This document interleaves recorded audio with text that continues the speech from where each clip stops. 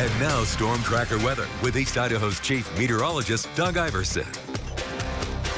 Tracking the potential of threatening weather tomorrow. No real potential of that. Showers or thunderstorms. Wednesday, we're in the green, so dry the next couple of days. Thursday, a chance of seeing those showers and thunderstorms return. So you might get a little use out of that umbrella after all by the time the week is all said and done. Certainly got a lot of use out of it this afternoon, this evening in Idaho Falls. Reason for all the ruckus, reason for the cool down and the wind.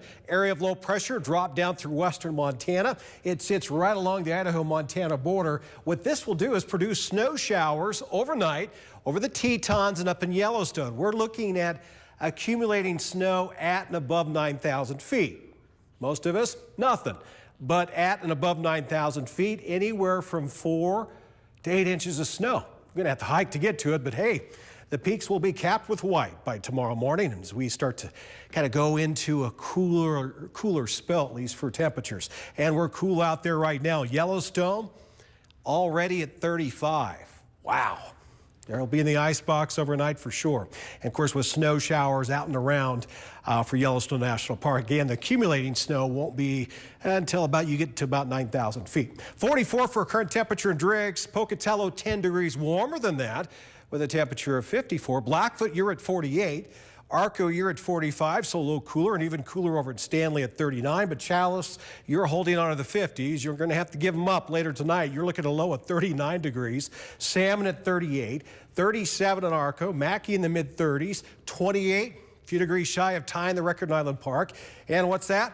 Well, that's that snow I mentioned in western Wyoming, especially for the Tetons. Accumulating snow, won't that be something? 28 for a low in Afton, that'll be something. Freezing cold there, freezing in Soda Springs. And Steve, down in Montpelier, looks like you're going to be freezing cold tonight with a low of 31. Pocatello, though, should be a good 10 degrees warmer than that with a low of 40 in town. American Falls at 41. Tomorrow, we'll actually, by the time we get into the afternoon, be warmer than we were this afternoon. Of course, it won't feel like it in the morning, as I just showed you the lows. But we're looking at temperatures in the 70s. You got to remember, today we're only in the 60s. Rexburg will be in the 60s again, though, 68 for a high. Look at Island Park.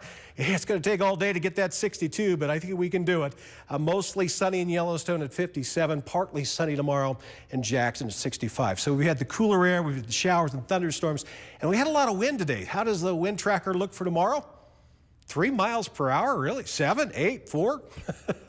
A lot less wind tomorrow in the forecast, in other words. And looks like we're going to keep that thing going for a couple of days. We're going to be a bit warmer on Wednesday. Don't worry, summer returns. We'll be in the mid-80s Wednesday and Thursday. Could see those summer showers and thunderstorms. And then we turn a little bit cooler, comfortably cooler. Not a bad 3-day weekend coming up, just in case you're planning that far ahead. Idaho Falls 7-day forecast. Almost 80 on Wednesday. We'll be 80 on Thursday with a chance of showers and thunderstorms. And then for the 3-day weekend, mid-70s to the lower 80s. Rexburg 7-day forecast. Almost 80 on Wednesday. Almost 80 on Thursday. Could see some showers and thunderstorms. But for the weekend, yeah, the last unofficial weekend of summer is what everybody usually calls this weekend coming up. It's going to be dry. Same thing for the Teton area. Maybe not so dry Thursday and Friday before we get to the weekend. And we'll cool off and warm back up in the 70s. Central Mountains for the next 7 days. Dry weather for everyone, at least in the Salmon, Chalice, Mackay area. Warmest day will be on Wednesday. And then we're looking at an 80s 3-day weekend.